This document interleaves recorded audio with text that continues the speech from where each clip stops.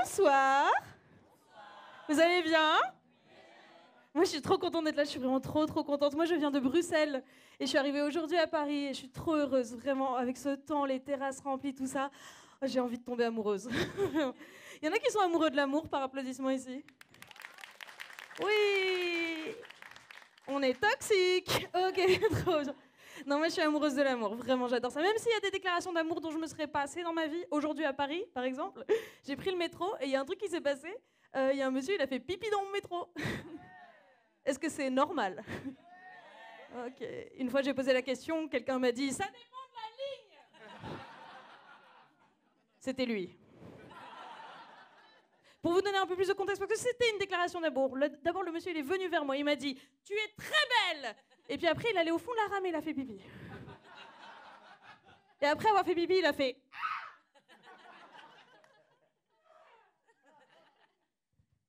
Est-ce que c'est ça l'effet que je fais aux hommes?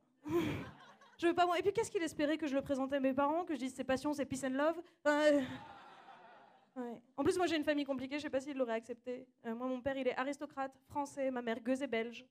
Ouais. Ma vie, c'est un film avec Christian Clavier et Virginie Efira. Qu'est-ce qu'on a fait au bon gueux? Oh, une applause là-dessus. Non, il y a des aristocrates dans la salle par applaudissement? Et tous guillotinés.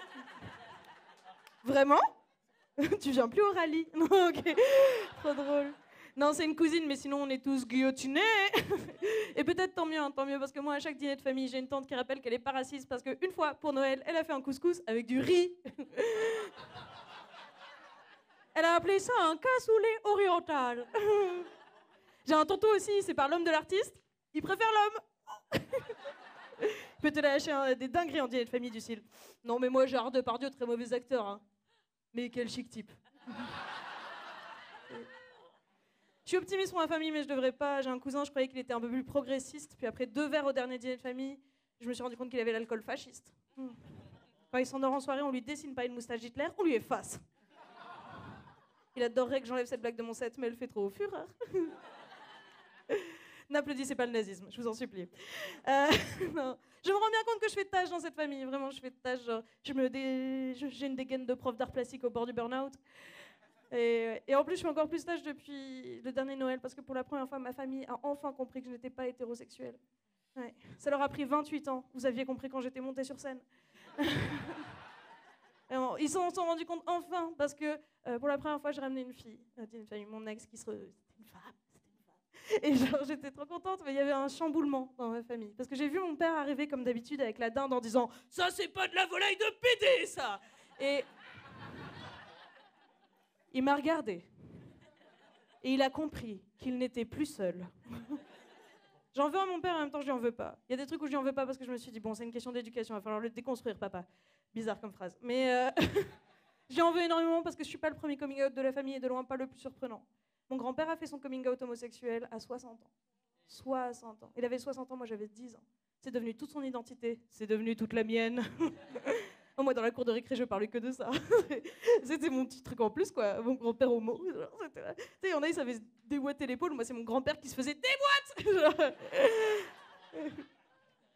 Il serait fier de cette blague. Vraiment. Il est pas mort, hein. Il est juste un peu zinziflax.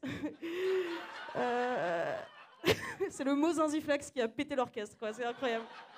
Mais du coup, zinziflex, je perds du temps.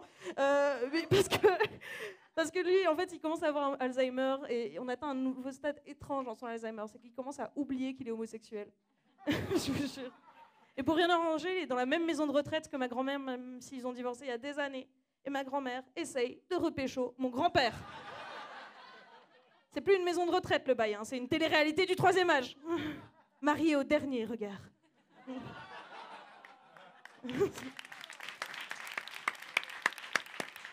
Franchement, j'ai envie de le voir, ce programme. J'ai envie de le voir, genre, aujourd'hui, dans la maison de retraite des secrets, René cache son or nasé.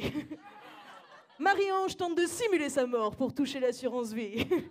Et notre romance qui bat toutes les audiences et toutes les démences.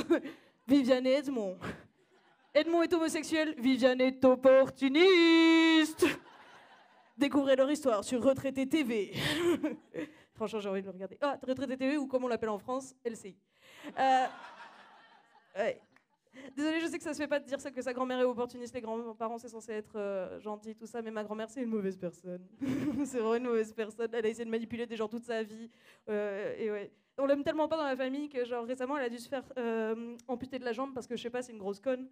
Et depuis avec mes frères on l'appelle Captain Tibia.